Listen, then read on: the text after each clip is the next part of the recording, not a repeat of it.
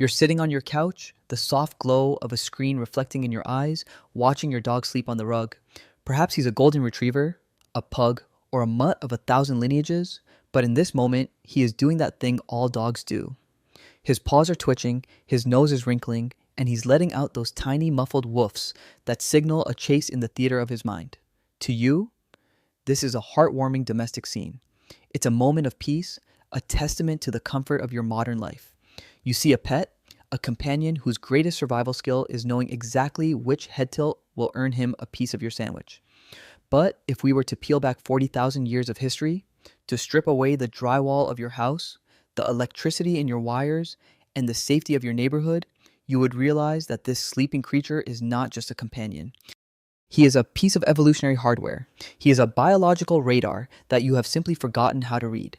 And more importantly, he is the only reason you are sitting there at all. Without that twitching creature at your feet, the human story would likely have ended in a cold, lonely cave in the foothills of the Alps or a forgotten valley in Siberia.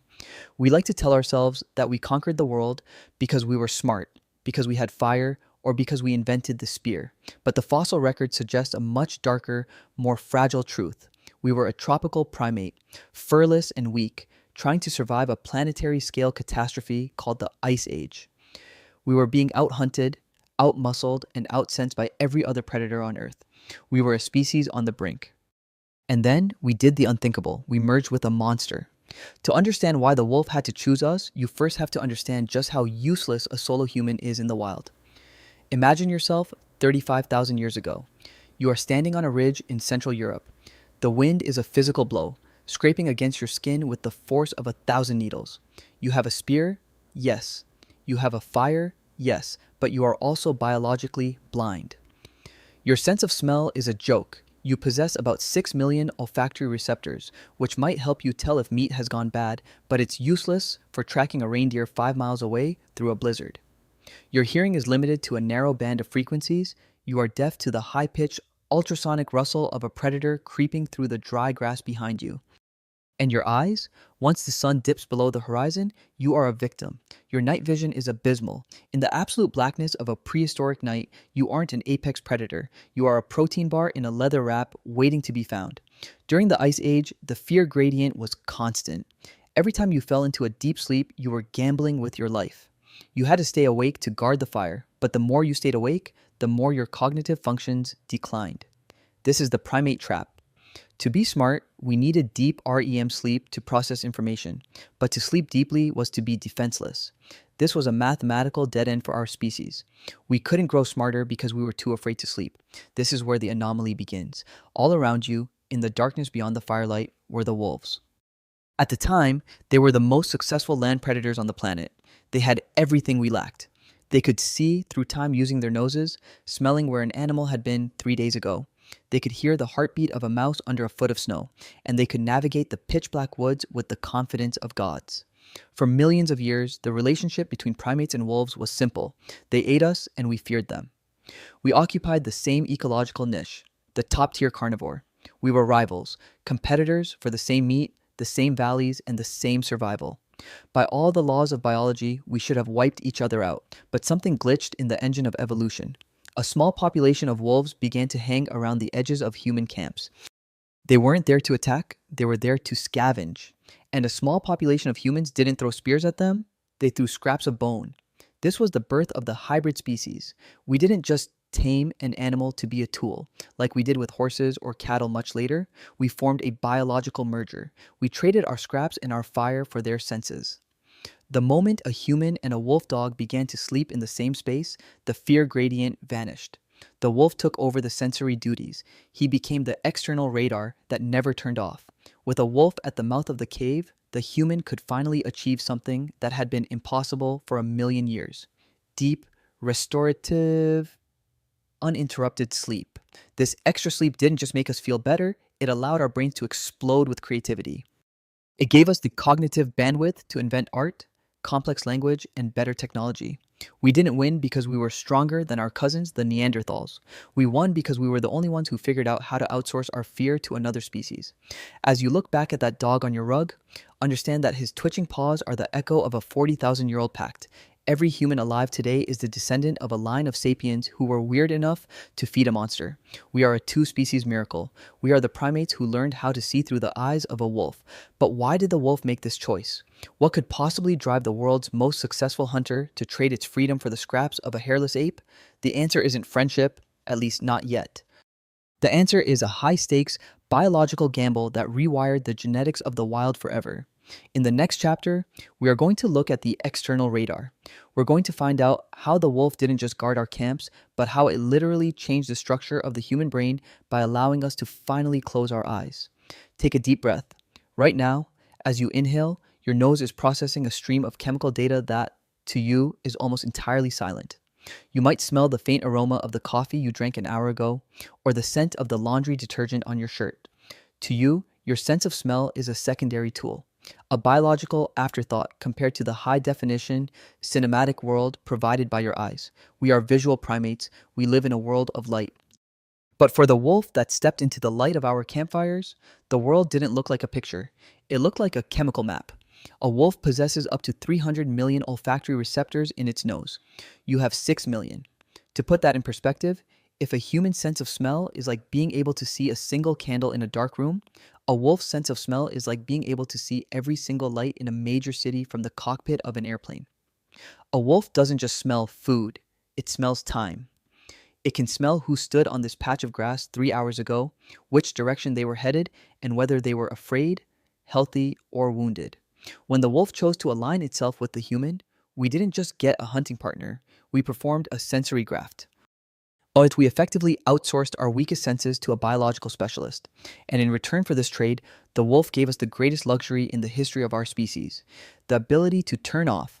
To understand the magnitude of this gift, you have to look at the neurobiology of sleep. In the animal kingdom, sleep is a liability. Most creatures are vigilant sleepers. A deer sleeps in short, nervous bursts. A dolphin sleeps with only half of its brain at a time, keeping one eye open for sharks. But humans have a unique and dangerous quirk. We enter a state called atonia during REM sleep. Our muscles become paralyzed. We enter a total, profound shutdown. This is when our brains do their heavy lifting, consolidating memories, processing complex social data, and flushing out metabolic waste. Before the wolf, humans were trapped in a state of survival insomnia. We had to be on high alert every second, scanning the periphery for the snap of a twig or the low, ultrasonic click of a leopard's joints. We were a species of light sleepers by necessity. Our sleep cycles were fragmented and shallow, which acted as a biological ceiling on our intelligence. You can't invent calculus or plan a transcontinental migration if your brain is perpetually exhausted from guarding the dark. The wolf changed the geometry of the human night. Consider the ultrasonic shield. Your hearing is capped at roughly 20,000 hertz. A wolf's hearing goes up to 45,000 hertz. They can hear the high-pitched chitter of a rodent under the snow or the soft breath of a cave lion stalking through the dry grass from a mile away, sounds that are fundamentally silent to the human ear. By having a wolf standing guard, the ancient human was finally granted the permission to descend into the deep, restorative, heavy sleep that is the prerequisite for high-level intelligence. With the external radar of the wolf patrolling the perimeter, our ancestors began to sleep 8 hours straight. This sleep revolution triggered an explosion of human cognitive intelligence. It is no coincidence that the era of the human-wolf merger, the late Pleistocene, is exactly when we see the birth of representational art, the invention of complex symbolic language, and the creation of highly specialized technology. We didn't become the smartest species because we had a bigger brain. We became the smartest because the wolf allowed our brains the time to actually think. But the outsourcing went even deeper than sleep, because we no longer needed to maintain the massive neural infrastructure required for a wolf-like sense of smell or hyperacute hearing. Our brains began to reallocate that energy. Over the course of thousands of years, our olfactory bulbs, the parts of the brain that process smell, actually began to shrink. We traded our nose to grow our imagination. We sacrificed our hearing to expand our prefrontal cortex. This is the biological merger in its most literal form. We changed our own hardware to accommodate the wolf. We became a species that specialized in looking and thinking because we had a partner that specialized in smelling and hearing. We were no longer two separate animals. We were a human canine superorganism. But why did the wolf accept this deal? Why would the world's most elite hunter trade the freedom of the pack for the scraps of a hairless ape? To answer that, we We have to stop looking at the wolf as a tamed beast and start looking at it as a scavenger king. We have to look at the garbage theory. In the next chapter, we are going to explore how the friendliest wolves hacked the human campfire. We're going to find out how a specific genetic glitch allowed a few brave predators to ignore their fear and walk right into our world. We're moving from the sleep revolution to the garbage theory of self-domestication. We love the story of the great human master.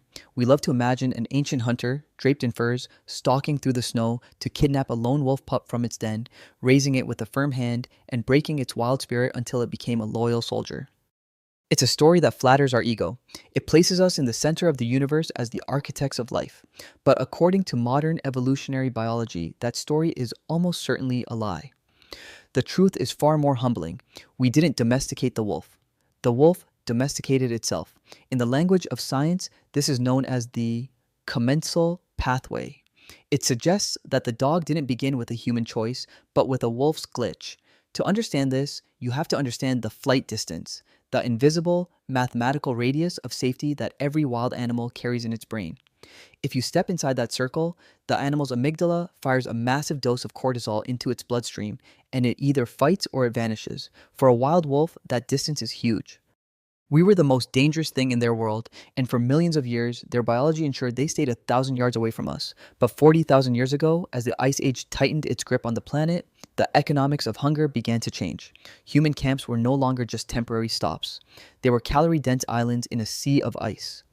We were butchering megafauna, leaving piles of marrow-rich bones, discarded hides, and protein-heavy waste just outside our shelters. To a wild predator, this was a biological goldmine. It was garbage, yes, but it was the highest quality garbage on Earth. Most wolves couldn't handle it.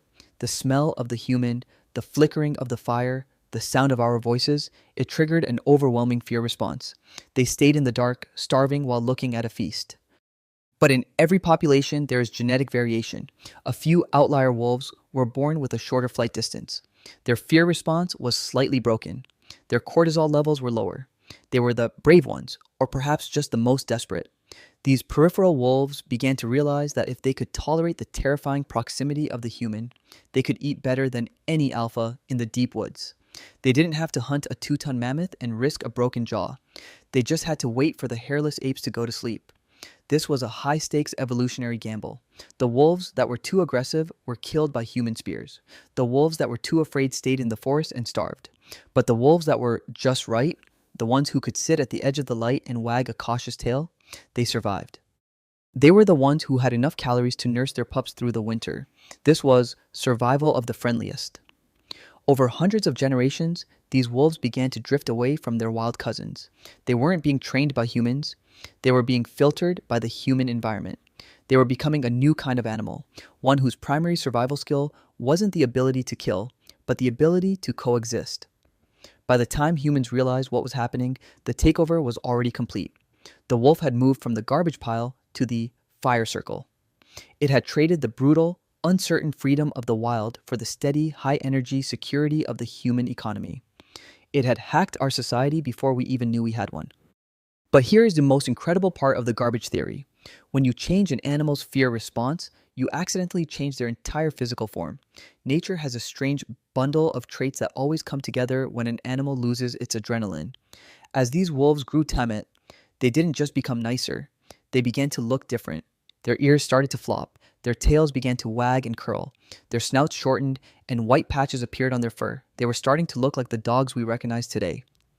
This is the Belyaev glitch, a biological phenomenon so strange it suggests that cuteness is actually just a side effect of not being afraid. The wolf didn't choose us because it loved us. It chose us because we were the most successful calorie engine on the planet. But in that choice, it triggered a genetic transformation that turned a killing machine into a family member. In the next chapter, we are going to dive into the Belyaev glitch and the neural crest cell hypothesis. We're going to find out why tameness accidentally created the floppy-eared creatures on our rugs and why looking cute was the ultimate survival strategy for a predator that wanted to come inside the house. We're moving from the garbage pile to the chemistry of cuteness.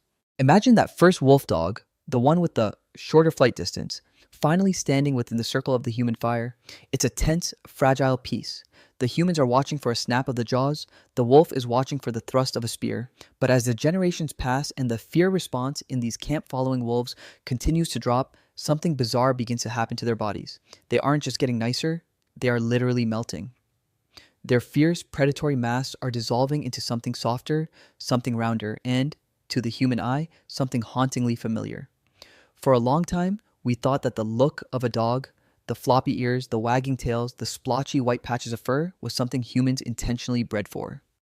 We assumed we were like artists, carving the wolf into a cuter shape over thousands of years. But in 1959, a Soviet geneticist named Dmitry Belyaev proved that this was a total misunderstanding of how nature works. Belyaev wanted to see if he could recreate the domestication of the dog in a single lifetime using wild silver foxes. His experiment was brutally simple. He didn't try to train the foxes, he didn't reward them for sitting or staying.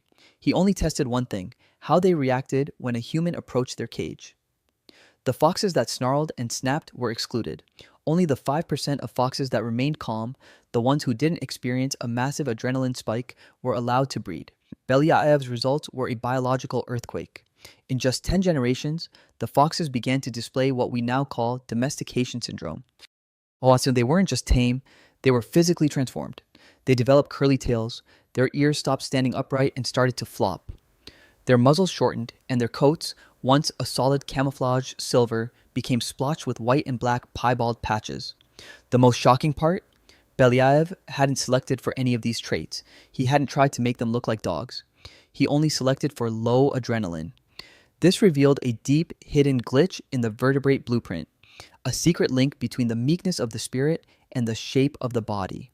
The scientific answer to this glitch is the neural crest cell hypothesis. To understand this, you have to look at the very beginning of life when a wolf is just an embryo. During development, a specific set of master stem cells called neural crest cells migrate through the body. These cells are the architects of the animal's survival. They determine the size and sensitivity of the adrenal glands, the engines of the fight or flight response. But these same cells also go on to build the physical structures of the face. They form the cartilage in the ears, the pigment in the skin, and the length of the jaw. When the wolf chose to stop being afraid, when its lineage began to produce less adrenaline, it meant those neural crest cells weren't as active or numerous during development. The side effect was a total structural collapse of the predator's image. The ears flopped because the cartilage wasn't strong enough to stand them up. The fur became splotched because the pigment cells didn't migrate all the way to the edges of the body. The face became juvenile because the jaw didn't grow to its full lethal length. This is the chemistry of cuteness. The wolf didn't try to look like a baby. Its body simply reflected the fact that its fear engine had been turned down. But for the human sitting across the fire, this was the ultimate psychological hack. Humans are biologically hardwired for alloparenting, the urge to care for anything that displays neoteny or juvenile traits. Big eyes, floppy ears, and a shortened face trigger a massive release of oxytocin in our brains. It is the love hormone, the chemical glue that bonds a mother to her infant. By losing its fear, the wolf accidentally obtained a biological passport into the human heart. We stopped seeing a rival predator and started seeing something we were instinctively programmed to protect.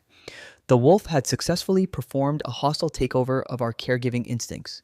It had traded its wildness for a neurochemical bond. But this partnership wasn't just about feelings or cuddles. While the wolf was becoming cute in our eyes, it was also becoming our most lethal force multiplier in the world outside. Because while we were bonding with our new dogs through the gaze and the flame, we were also building a two-species superorganism that could do something no other primate could: hunt in total, silent synchronization. In the next chapter, we are going to look at the White-Eye Pact. And we're going to find out why humans are the only primates with whites in our eyes and how we used that single biological feature to give silent commands to our four-legged partners. Commands that wild wolves were never able to understand. We're moving from the chemistry of cuteness to the language of the gaze. Stop for a moment and look into a mirror. Really look. Notice the sharp, brilliant contrast between your dark pupil and the vast, snowy expanse surrounding it. That white part of your eye is called the sclera. To you, it's just a part of your anatomy, as mundane as a fingernail. But in the 4 billion year history of life on Earth, your eyes are a glaring biological anomaly. You are the only primate on this planet with large, visible white sclera. Every other ape, the chimpanzee, The gorilla, the orangutan, has dark, pigmented eyes. They are designed to hide. You are designed to be seen. In the wild, your eyes are a liability. If a predator has white sclera, it gives away its most valuable secret, its intent. A dark eye acts as a mask, allowing a wolf or a lion to look at a specific deer without the deer knowing exactly where the predator is focused. It is the ultimate tool for a silent stalker. But humans broke this rule. We evolved cooperative eyes. We developed high contrast ocular signals so that our fellow humans could tell, from a distance and without a word, exactly what we were thinking. When you shift your gaze toward a piece of fruit or a lurking threat, everyone in your tribe knows. Your eyes are biological flashlights of intention.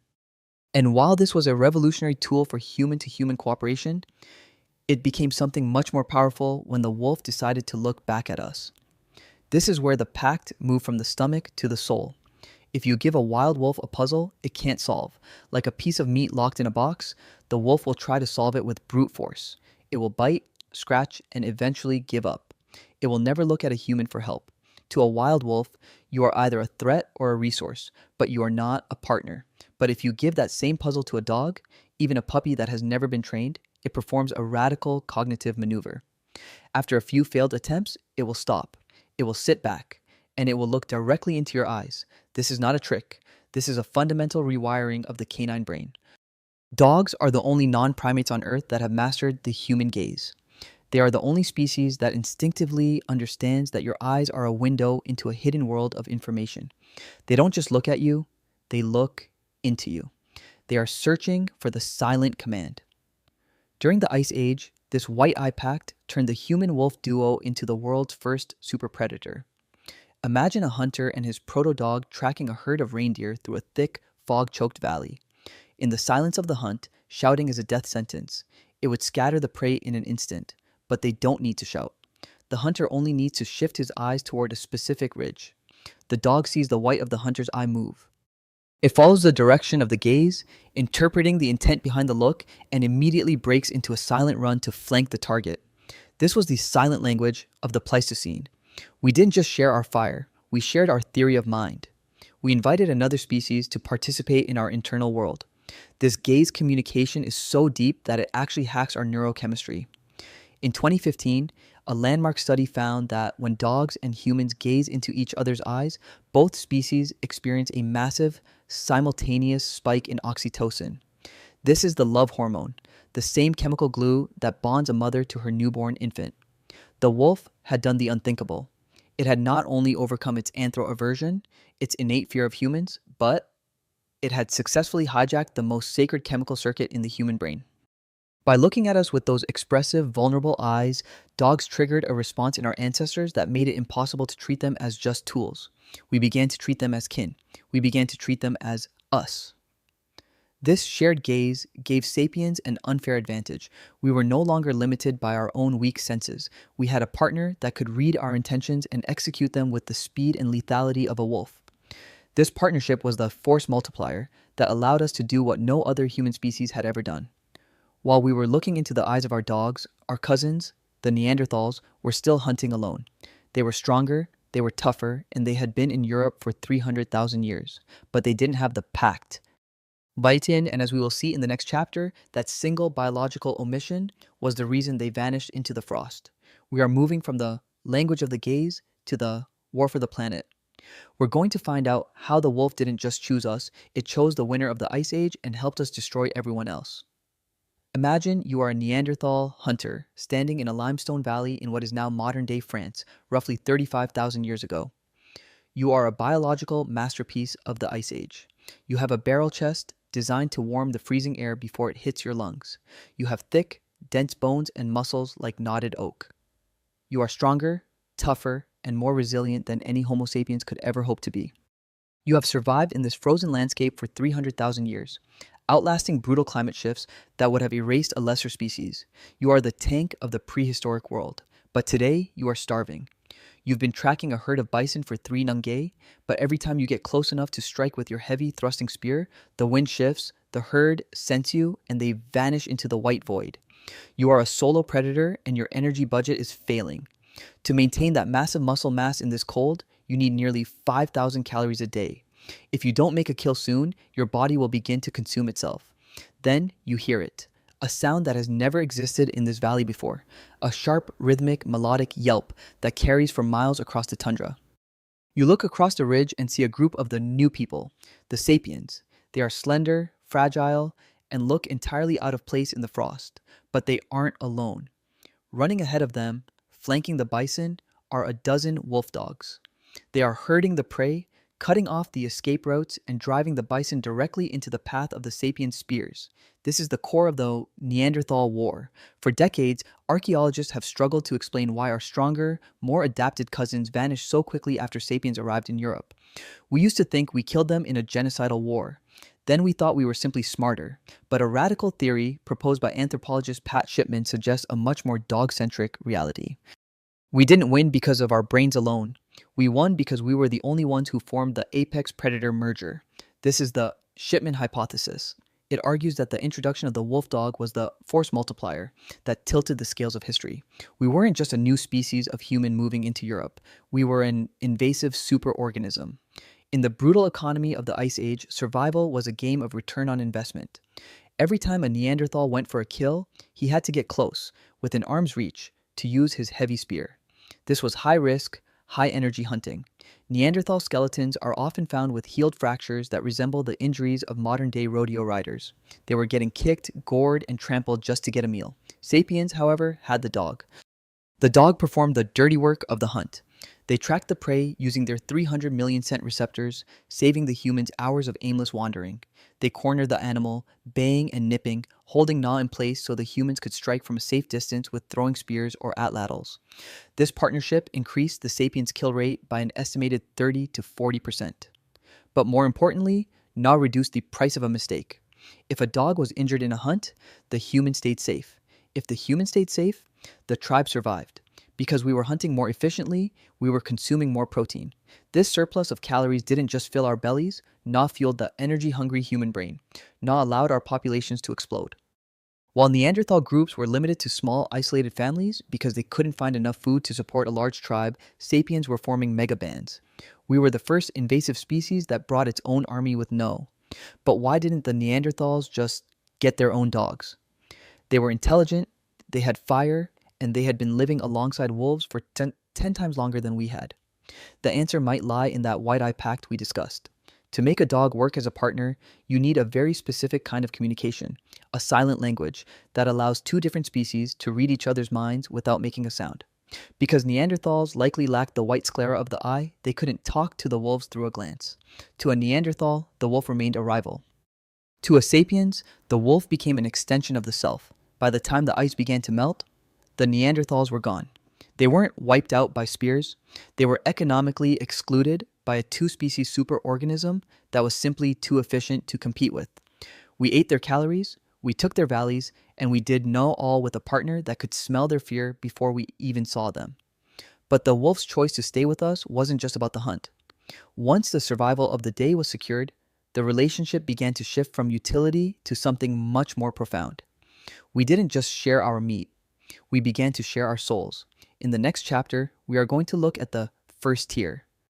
We're going to explore the 14,000-year-old grave of a sick puppy and find out the exact moment sapiens stopped being a primate and became the human we recognize today, the moment we learned to love another species more than our own safety.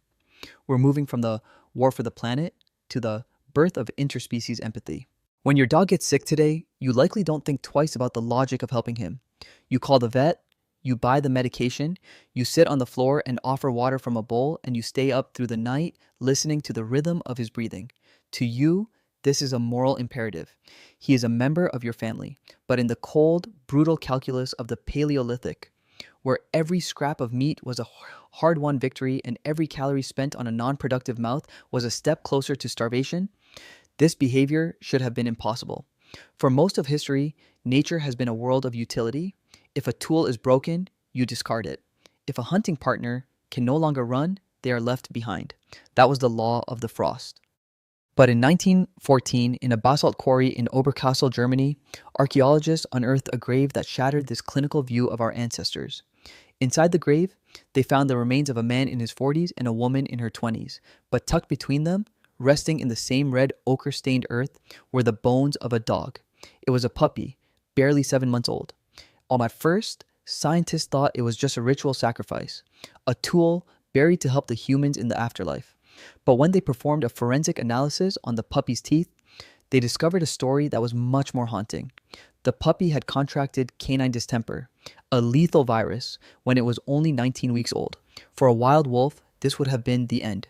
Distemper causes violent seizures, high fevers, and devastating gastrointestinal distress. A puppy with distemper cannot hunt. It cannot guard the camp. It cannot even walk. It is, by every biological definition, a resource drain. And yet, the tooth enamel showed that this puppy didn't die at 19 weeks. It survived 2 more severe bouts of the disease. It lived for 8 more weeks in a state of total, trembling vulnerability. Think about what that survival required 14,000 years ago. This puppy had to be kept warm in a world of ice. It had to be hand-fed pre-chewed meat. Its mouth had to be cleaned of viral discharge. It had to be carried as a tribe moved from camp to camp. This was intensive, 24-hour nursing care. The people of Bonn Oberkassel weren't keeping this dog because it was a good hunter. They were keeping it because they loved it. They had crossed a psychological Rubicon. They had moved from cooperation to compassion. They had reached across the species barrier and decided that the life of this sick, useless animal was worth their own precious energy. This is the moment sapiens truly became human. We are the only species on this planet that consistently cares for the sick and the weak of other species. This interspecies empathy is our defining trait. We didn't just domesticate the dog's body, we domesticated the human heart. The Bonn Oberkassel burial is the first recorded tear in the history of our partnership. It proves that by the end of the Ice Age, the dog was no longer an external sensory organ or a force multiplier. It was a person, it was a someone. That when the puppy finally died, they didn't toss its body into the woods for the scavengers. They laid it in the earth with the same reverence and sorrow they showed for their own kin. This emotional merger was the final piece of the puzzle. It ensured that the pact would never be broken. Because we didn't just need dogs to survive, we had come to need them to feel whole. We had created a shared culture. We had become a hybrid superorganism where the grief of one species was felt by the other. As the glaciers Koi Kung began to retreat and the world warmed, this bond didn't fade. It only deepened. We moved out of the caves and into the first cities, and the dog walked right beside us. We changed the world, but in the process, the dog changed us. In our final chapter, we are going to look at the echo of this partnership. We are going to ask the final existential question. After 40,000 years of coevolution, what are we now? Are we still just sapiens, or are we something else entirely, a species that can no longer be defined without the wolf? We are moving from the first tier to the hybrid species. Look back at your dog on the rug one last time. He's waking up now. He stretches, lets out a long vocal yawn, and trots over to you, thumping his tail against your leg. He looks up at you, waiting for a signal, a word, or just a glance. In this mundane, quiet moment, you are witnessing the most successful biological merger in the history of the Earth. You aren't just a human looking at a pet, you are one half of a 40,000-year-old superorganism that has reshaped the very face of the planet. We started this journey asking a simple question: why did the wolf choose the human? The answer, as we've seen, isn't found in a single event, but in a total systemic transformation. We didn't just use dogs, we integrated them into our very definition of what it kungya led to be alive. We are a hybrid species.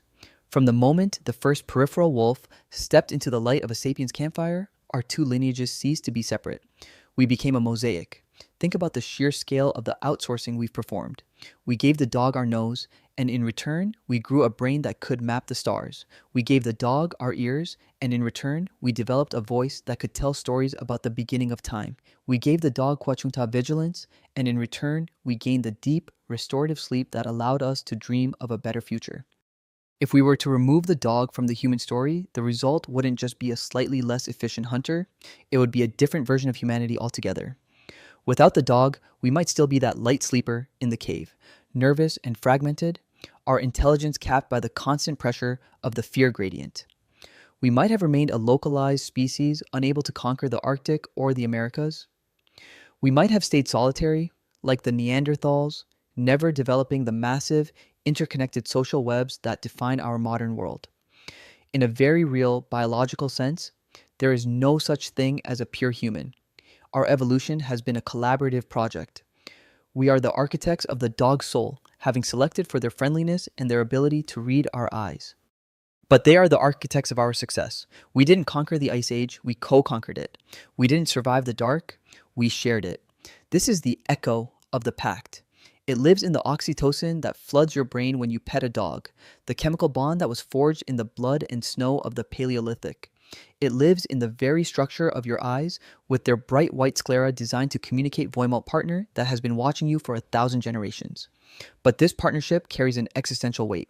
We have made the dog what No is. We have bred them to be dependent on us, to love us more than they love their own kind, and to see us as the sun around which their world orbits. We have a responsibility to the wolf that stayed. Every dog in a shelter, every puppy waiting by a door is a reminder of the debt we owe to the species that gave up its wildness to ensure our survival. They are the only species on Earth that chose us. Every other domestic animal, the cow, the pig, the horse, was forced into our service, but the wolf walked in of its own accord. It saw the fire ape and decided that the risk of our spears was worth the warmth of our hearth. As you head for the door to take your dog for a walk, understand that you are participating in a ritual that is as old as civilization itself. You are stepping out into the world with your external sensory organ. You are walking with your radar. You are walking Voike, ghost of the wolf that didn't eat your ancestors. The Ice Age is over. The mammoths are gone. The Neanderthals are a memory written in bone and dust, but the pact remains. We are the survivors. We are the ones who didn't stay alone in the dark. The question is no longer, why did they choose us? The question is, now that we have the world, what is a human without a dog to remind us of where we came from?